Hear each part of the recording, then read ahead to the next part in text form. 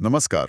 और आप सबको नवरात्रि की बहुत बहुत शुभकामनाएं। आपको भी शुभकामनाएं। आज हम एक खास यात्रा पे निकल रहे हैं। हाँ। देवी की कहानियों के पीछे जो गहरे आध्यात्मिक मतलब फिलोसॉफिकल अर्थ छिपे हैं ना, उनको समझने की कोशिश करेंगे। अरे वाह, ये तो बहुत दिलचस्प विषय है। हाँ, हम सब ने बचपन से कथाएं तो बहुत सुनी है ना, बिल्कुल मंदिरों में दर्शन भी किए हैं। बिल्कुल। लेकिन आज थोड़ा और गहराई में उतरेंगे। हाँ उनके मूल तत्व क्या हैं, उनका सिंबॉलिक मीनिंग, सही। ये जो अलग अलग देवियां हैं ये असल में क्या दर्शाती हैं, हम्म इनका प्रकृति से, हमारी संस्कृति से और हमारे अपने मन से क्या रिश्ता है। चलिए इसे परत दर परत खोलते हैं आज। बिल्कुल सही कहा आपने। ये कथाएं जो है वो महज किस्से कहानियां नहीं है। हाँ। ये तो जीवन और ब्रह्मांड के रहस्यों को, हमारी ह्यूमन साइकोलॉजी को समझने की चाबियां हैं। सिंबल्स हैं, मेटाफर्स हैं। अच्छा, आज हम यही देखेंगे कि कैसे देवी के अलग अलग रूप, कभी वो महाकाली का प्रचंड रूप, हाँ। कभी माँ गौरी का वो शांत करुणामयी रूप, या फिर देवी दुर्गा का शक्तिशाली योद्धा रूप, ये सब कैसे प्रकृति मतलब प्रकृति और संस्कृति यानी संस्कृति, मानव समाज और उसके नियम, इनके बीच का जो एक सनातन द्वंद्व है और जो जरूरी संतुलन है, हाँ, संतुलन, उसे दर्शाते हैं। और सबसे जरूरी बात, ये कैसे हमारे अपने मन की गहराइयों से, हमारी चेतना, हमारी भावनाओं से जुड़े हुए हैं। तो शुरुआत कहाँ से की जाए? शायद देवी के उस आदि रूप से जो सबसे पुराना है। हाँ बिल्कुल। अक्सर उन्हें प्रकृति का ही स्वरूप माना जाता है ना। हाँ बिल्कुल, जैसे पुरानी सभ्यताओं में दिखता है, जैसे सिंधु घाटी की मूर्तियां। हाँ, या प्राचीन काल की वो मातृ देवी मदर गॉडेस की प्रतिमाएं, वो धरती की तरह पोषण करने वाली, जीवन देने वाली शक्ति हैं, एक रॉ फंडामेंटल एनर्जी। और भारतीय दर्शन में, खासकर पौराणिक कथाओं में, एक दिलचस्प विभाजन सा दिखता है। कैसा? अक्सर पुरुष रूप को मन या प्योर कॉन्शियसनेस का प्रतीक माना जाता है, जो स्थिर है, साक्षी है। अच्छा। और स्त्री रूप को पदार्थ, ऊर्जा या प्रकृति का प्रतीक, मैटर, एनर्जी, नेचर। ठीक है। तो यहाँ एक स्वाभाविक तनाव या इंटरैक्शन नजर आता है, संस्कृति का प्रकृति को समझने, उसे नियंत्रित करने, उसके साथ जीने का प्रयास, या कह सकते हैं मन का पदार्थ के साथ जुड़ना। हाँ, चेतना का ऊर्जा के साथ संबंध। और इसी कॉन्टेक्स्ट में देवी को स्वयंभू भी कहा गया है। स्वयंभू मतलब? जो स्वयं उत्पन्न होती है, जिसे किसी पुरुष शक्ति ने बनाया नहीं, वो अपने आप में पूरी है, अस्तित्व का आधार। अच्छा। और यहीं से प्रकृति के दो मुख्य पहलू उभरते हैं, जिन्हें देवी के रूपों में दिखाया गया है। काली, हाँ। जो प्रकृति का अनियंत्रित, जंगली, आदिम रूप है, द अनटेम्ड विल्डरनेस। और गौरी, जो प्रकृति का शांत, सौम्य, पालतू, घरेलू रूप है, द नर्चरिंग, डोमेस्टिकेटेड एस्पेक्ट। यानी हमारे पूर्वजों ने प्रकृति के इन दोनों ही रूपों को समझा और सम्मान दिया। बिल्कुल। सिर्फ एक रूप में नहीं देखा। अब जैसे ही काली का नाम आता है, एक बहुत तीव्र, थोड़ी डरावनी सी छवि मन में आती है। सही कहा ना? हाँ बिल्कुल। नग्न, बिखरे बाल, हाथ में खड्ग, गले में नरमुंडों की माला, और अक्सर शिव के ऊपर खड़ी हुई। हाँ, वो समझना थोड़ा मुश्किल लगता है, इसका क्या गहरा मतलब है। हाँ, काली का रूप यकीनन बहुत ड्रामेटिक और इंटेंस है। ये भय शायद इसलिए पैदा करता है क्योंकि ये सामाजिक नियमों, दिखावे और हमारे जो सही गलत के पैमाने हैं ना, हाँ, उनसे बहुत परे है। ये प्रकृति की उस रॉ अनटेम्ड एनर्जी का प्रतीक है, जिसे कंट्रोल नहीं किया जा सकता, जिसे पूरी तरह समझा भी नहीं जा सकता शायद। और वो नग्नता, बिखरे बाल, नग्नता शायद पूरी तरह नेचुरल होने का प्रतीक है, किसी भी ढोंग या आवरण से मुक्त।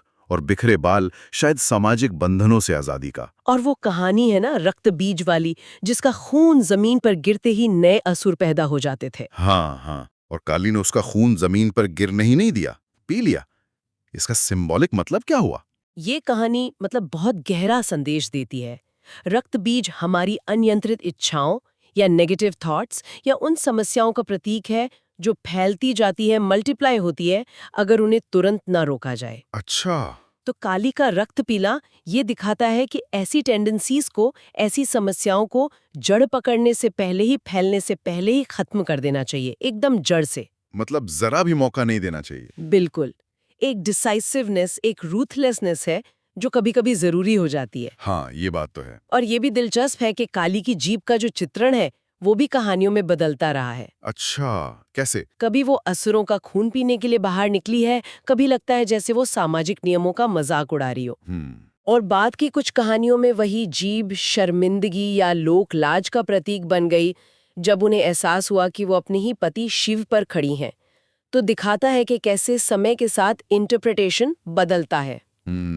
ये तो है। लेकिन मूल बात क्या है? यहाँ एक बहुत फैसिनेटिंग विचार है। काली उस आदिम ऊर्जा, प्रिमोर्डियल एनर्जी का प्रतीक है जो बनाती भी है और मिटाती भी है। सृष्टि और संहार दोनों। हाँ, वो जीवन और मृत्यु का चक्र है, सब कुछ उनसे ही आता है और अंत में उन्हीं में मिल जाता है। वो समय यानी काल से भी परे हैं, इसीलिए महाकाली। और शिव के साथ उनका संबंध, वो भी तो बहुत महत्वपूर्ण है। बहुत ज्यादा। शिव कौन है? Pure consciousness.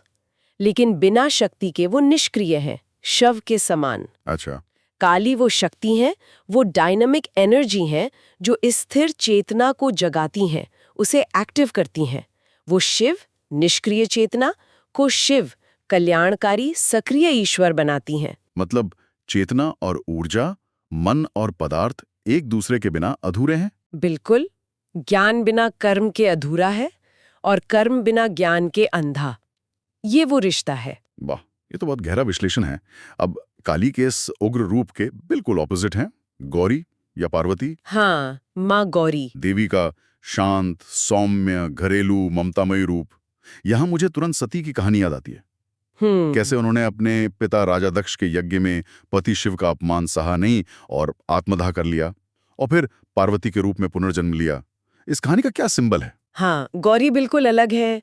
वो माँ है, पत्नी है, और सती से पार्वती बनने की जो यात्रा है वो बहुत सिग्निफिकेंट है। कैसे? कुछ विद्वान मानते हैं कि दक्ष का यज्ञ, जो नियमों कर्म कांडों पर आधारित था, वो पुराने वैदिक युग का प्रतीक है। अच्छा। सती का उस यज्ञ में भस्म हो जाना एक तरह से उस युग की समाप्ति का संकेत है, और पार्वती का आना, जिन्होंने शिव को पाने के लिए कठोर तपस्या की, भक्ति की, वो नए पौराणिक युग का प्रतीक है, जहां रिश्ते, भावनाएं, प्रेम, समर्पण ज्यादा महत्वपूर्ण हो जाते हैं। तो दक्ष ये ना निजिट संस्कृति का प्रतीक हुए, जो शिव यानी प्रकृति या वैराग्य को अपने नियमों में बांधना चाहते हैं।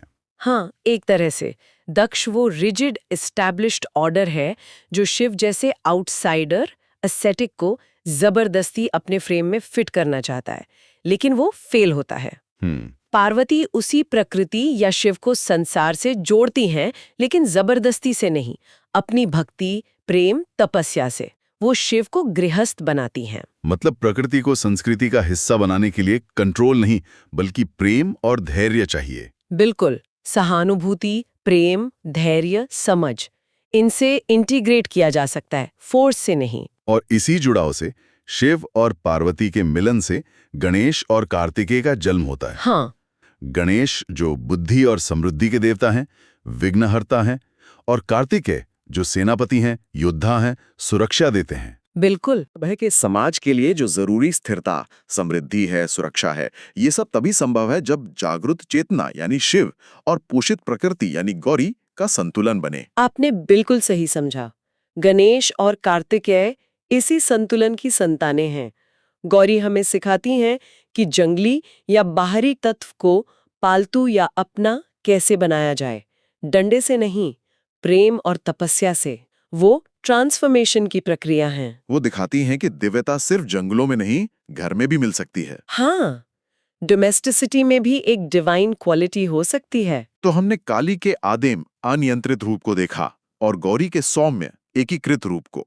अब दुर्गा की बात करते हैं, जिनकी पूजा नवरात्रि में खास तौर पर होती है। वो इन दोनों के बीच कहाँ फिट होती हैं? दुर्गा इन दोनों रूपों का, मतलब काली की उग्रता और गौरी की सौम्यता का एक अद्भुत और शक्तिशाली संतुलन है। अच्छा, कैसे? आप उनके चित्रण को देखें।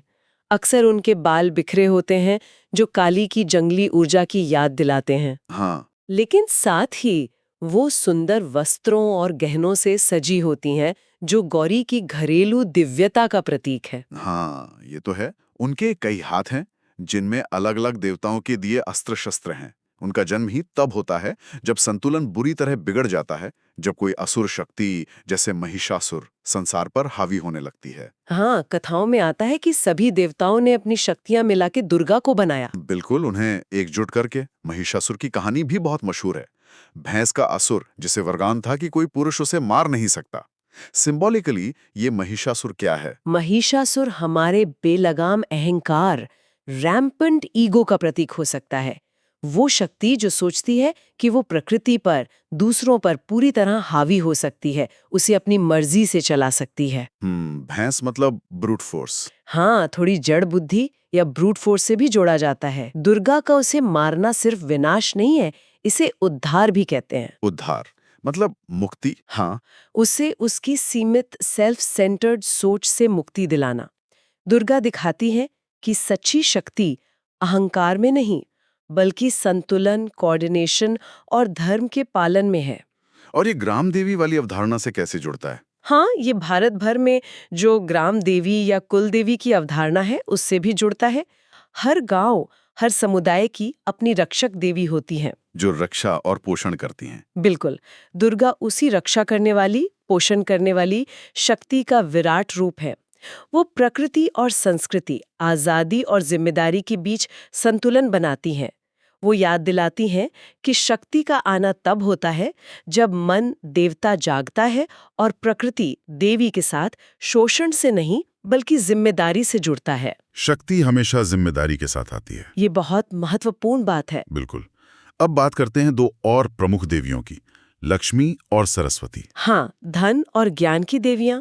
अक्सर घरों में ये मजाक चलता है या कुछ लोग मानते भी हैं कि लक्ष्मी और सरस्वती एक साथ नहीं रहती। हाँ, ये सुना है मैंने भी। जहां ज्ञान है वहां धन नहीं टिकता, जहां धन है वहां ज्ञान की कद्र नहीं। इसके पीछे क्या सोच हो सकती है? हाँ, ये एक बहुत आम धारणा है और इसके पीछे भी गहरे सिंबॉलिक अर्थ हैं। पहले लक्ष्मी को देखें। उनका नाम लक्ष्य शब्द से आता है, यानी लक्ष्य या उद्देश्य, गोल। हाँ, जीवन का मूल लक्ष्य क्या है? सर्वाइवल, पोषण, समृद्धि। लक्ष्मी इन्हीं भौतिक जरूरतों और संसाधनों की देवी हैं। और हाथी उनके साथ होते हैं। हाँ, हाथी बारिश, उर्वरता, शक्ति और राजसी वैभव का प्रतीक हैं। और यहाँ एक और दिलचस्प बात है। पुराणों में लक्ष्मी को कभी असुरों की पुत्री या बहन भी बताया गया है। अच्छा। और वो समुद्र मंथन से निकली हैं, जिसे देवों और असुरों ने मिलकर किया था। इसका क्या मतलब? इसका गहरा मतलब है, धन या संसाधन, वेल्थ, कहाँ से आता है? प्रकृति से। हाँ, धरती से, समुद्र से, बिल्कुल। धरती के नीचे छिपे रत्न, समुद्र के मोती, फसलें, ये सब प्रकृति का हिस्सा है और इन्हें निकालने के लिए मेहनत लगती है, संघर्ष होता है। और अक्सर देव, संस्कृति व्यवस्था और असुर, प्रकृति अव्यवस्था की शक्तियां, दोनों का सहयोग या संघर्ष लगता है। वो समुद्र मंथन वाला सिंबोलिज्म। यानी धन आसानी से नहीं आता। उसके लिए प्रयास करना पड़ता है। अब विष्णु के साथ उनका संबंध देखिए। स्वर्ग के राजा इंद्र भी धन चाहते हैं, पर वो उसे सिर्फ भोग विलास का साधन समझते हैं और हमेशा डर में जीते हैं कि असुर छीन न लें। वो उसे पकड़ कर रखना चाहते हैं। हाँ, जबकि विष्णु, जो संसार के पालक हैं, धन को एक साधन मानते हैं, समाज के पोषण और व्यवस्था के लिए। अच्छा। विष्णु धन से जुड़ी भूख और इच्छाओं से ऊपर उठने में मदद करते हैं। वो दिखाते हैं कि धन खुद में लक्ष्य नहीं है। अगर धन को सही दृष्टि से, सही उद्देश्य के लिए इस्तेमाल किया जाए, डिस्ट्रीब्यूशन, नरिशमेंट, तो वो क्लेश का कारण नहीं बनती। हाँ, तो लक्ष्मी क्लेश या झगड़े का कारण, जिसे अलक्ष्मी कहते हैं, नहीं बनती, बल्कि समाज के पोषण और यहाँ तक कि मुक्ति का साधन भी बन सकती हैं। तो ये सिर्फ वेल्थ एक्यूमुलेशन नहीं, बल्कि वेल्थ मैनेजमेंट, सर्कुलेशन और उसके सही उपयोग की बात है। ये तो लक्ष्मी का पक्ष हुआ। और सरस्वती, वो ज्ञान, कला, संगीत, विद्या की देवी हैं।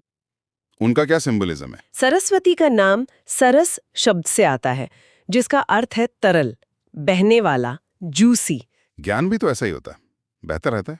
बिल्कुल, वो स्थिर नहीं होता, वो बहता है, फैलता है, बदलता है। सरस्वती उसी ज्ञान, उसी कल्पना, उसी भाषा और एक्सप्रेशन की देवी हैं। कला, संगीत, साहित्य, विज्ञान, हर तरह की विद्या का स्रोत। वीणा और पुस्तक उनके प्रतीक हैं। हाँ, और वो अक्सर सफेद वस्त्रों में, कमल पर बैठी और ज्यादातर अकेली दिखाई जाती हैं। सफेद रंग शुद्धता का, कमल कीचड़ से ऊपर उठने का। सही।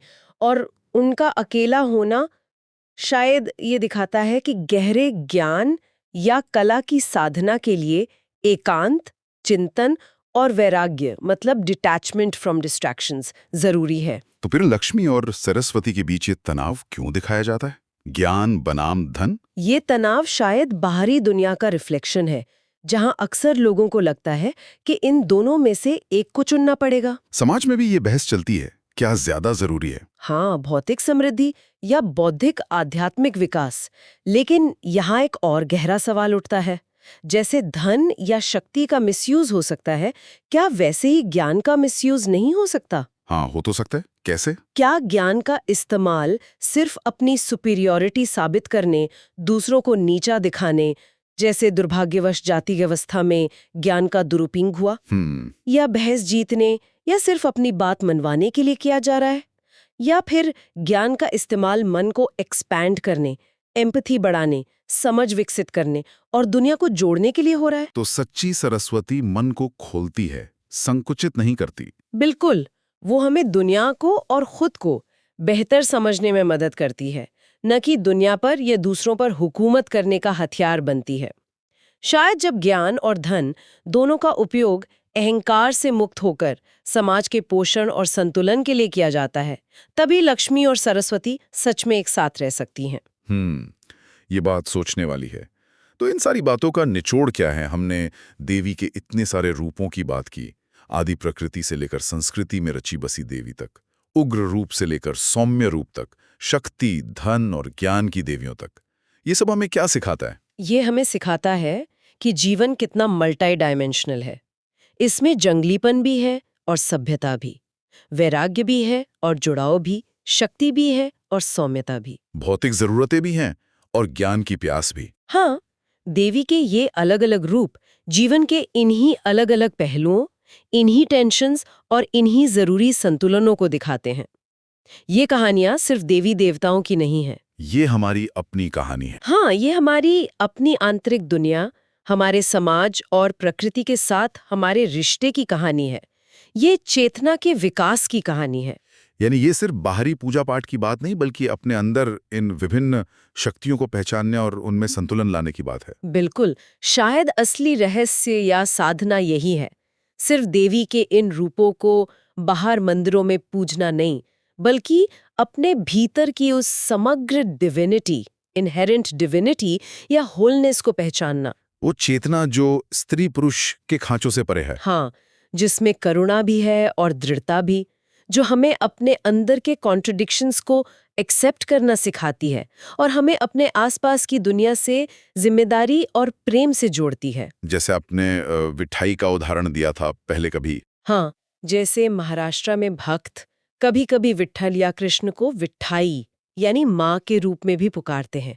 जब हम इस समग्रता को, इस होलनेस को समझते हैं, जहाँ मैस्कुलिन और फेमिनिन गुण, चेतना और ऊर्जा, ज्ञान और कर्म सब संतुलित रूप में मौजूद हैं, तभी शायद असली शांति और संतुलन मिलता है।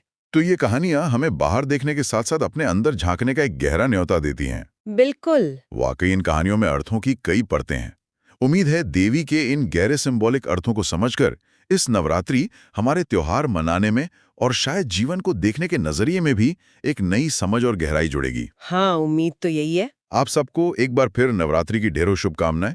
अगले अंक में फिर मिलेंगे कुछ नए विचारों और विश्लेषण के साथ। जरूर। अलविदा। अलविदा।